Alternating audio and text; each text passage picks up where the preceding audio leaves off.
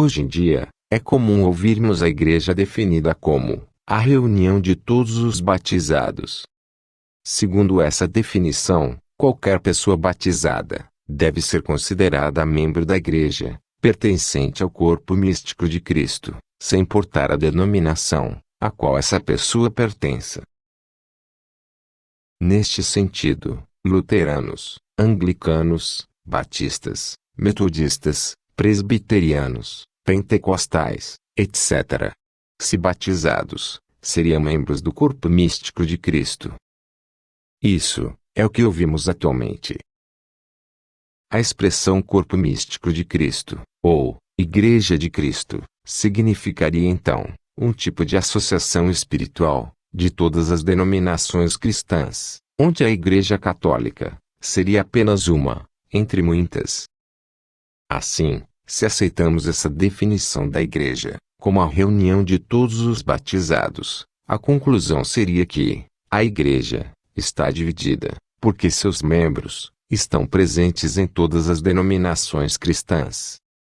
E, neste caso, nós deveríamos trabalhar para construir essa unidade, que teria no ecumenismo a sua realização.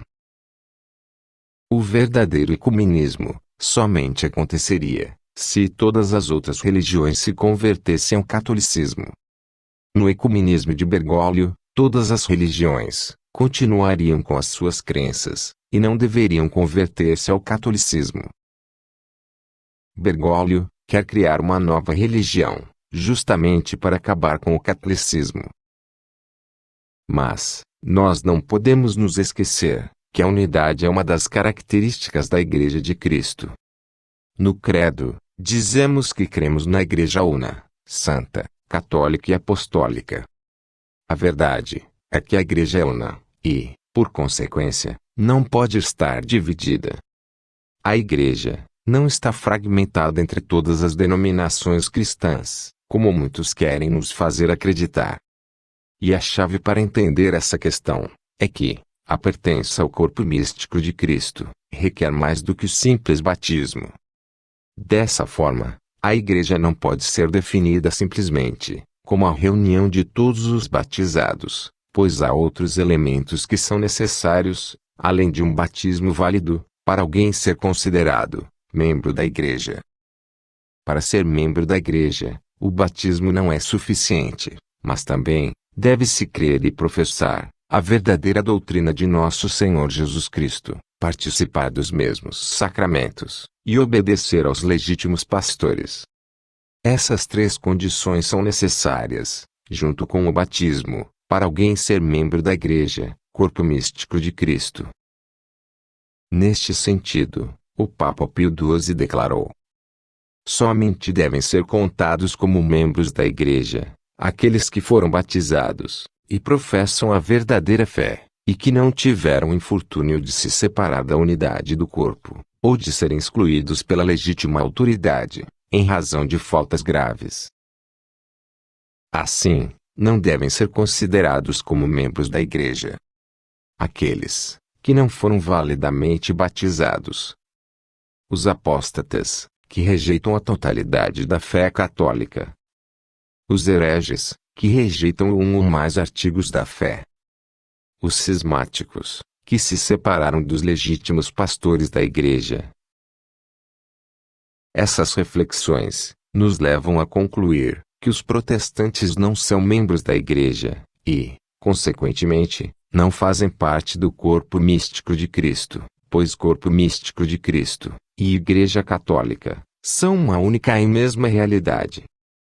Os protestantes se gloriam de ter a palavra escrita de Deus, mas a verdade é que eles deturpam essa palavra através de heresias e interpretações falsas. Neste sentido, é bom lembrar que Lutero removeu 7 livros do cânon sagrado das Escrituras, por sua própria vontade.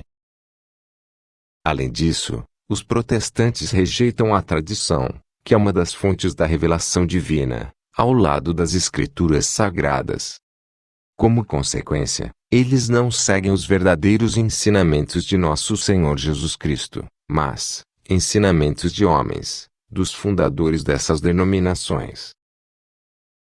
Lutero, Calvino, John Wesley, etc. No protestantismo, a experiência mostra que cada um faz sua própria doutrina, e edifica assim a sua própria igreja. Os ministros protestantes não têm a autoridade concedida por Cristo aos apóstolos. Autoridade que é passada de geração em geração, através do sacramento da ordem.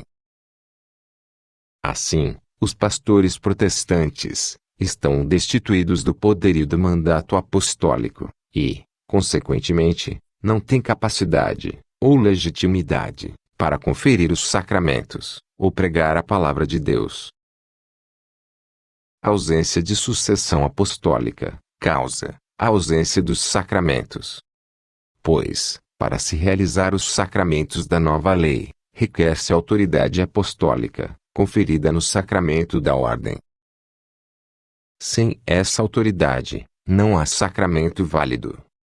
Assim sendo, a Eucaristia, em reuniões protestantes, não passa de mera simbologia, de uma simples memória, enquanto que na Igreja Católica, a Santíssima Eucaristia é uma profunda realidade, verdadeiro corpo e sangue de Cristo, graças à presença de um sacerdote ordenado. Os protestantes não têm o pão vivo descido dos céus.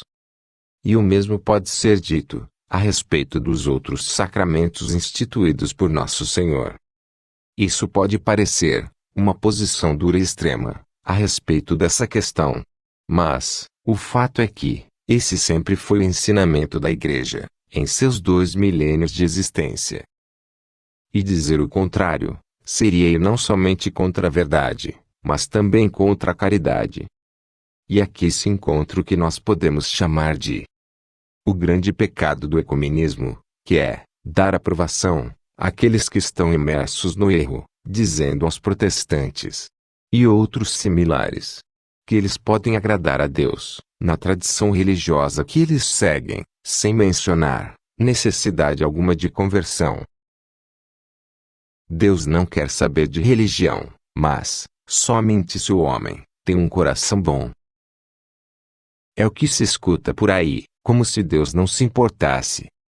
É uma falsidade, opor verdade e caridade como antagônicas. O fato é que verdade e caridade não se excluem, mas uma coisa supõe a outra. Não há verdade sem caridade, e não pode haver caridade, ou fraternidade verdadeira, sem o anúncio da verdade. E a verdade é que Deus não desejou a pluralidade de religiões. Deus desejou uma só religião, que é a religião verdadeira. Tudo mais é obra do inimigo. Como disse São Cipriano, quem não tem a Igreja como mãe, não pode ter Deus como pai. Assim, se nós buscamos a unidade, nós devemos entender o que isso significa, numa perspectiva autenticamente católica. Nós não visamos uma unidade, como se o corpo de Cristo estivesse dividido entre todas as chamadas denominações cristãs. Não. A Igreja de Cristo já é una. Una em sua doutrina, una em sua hierarquia, una em seus sacramentos. Mas, quando falamos em rezar ou trabalhar pela unidade, nós devemos entender uma extensão dessa unidade da Igreja, no sentido de trazer para dentro da casa de Deus aqueles que estão fora. E isso é verdadeiramente rezar e trabalhar pela unidade, quando nós rezamos e trabalhamos pela extensão do reino de Cristo nesta terra, através da conversão de todos os povos à verdade, e à Igreja que nosso Senhor Jesus Cristo fundou. De fato, do que era dividido, Cristo fez uma unidade. E essa unidade já existe, e se chama Igreja Católica. A Igreja Católica é o único lugar onde nós podemos encontrar o sumo sacerdote e as 2 tábuas da lei. O único lugar em que podemos encontrar os 7 sacramentos, a legítima hierarquia e os verdadeiros ensinamentos de Nosso Senhor, na Sagrada Escritura e na tradição. Assim, nós devemos rezar muito, pedindo a Deus a conversão daqueles que estão fora da casa de Deus. E nós devemos também rezar por nós, que pela graça de Deus, estamos dentro da igreja, para que possamos perseverar até o fim, na confissão da verdadeira fé, e, em nossos esforços para levar uma vida santa e agradável a Deus. Pois sabemos que, a fé sem obras é morta. Mas, não podemos nos esquecer que, as obras, sem a verdadeira fé, não podem agradar a Deus. Que Deus, venha em nosso auxílio, Ele, que é a nossa paz,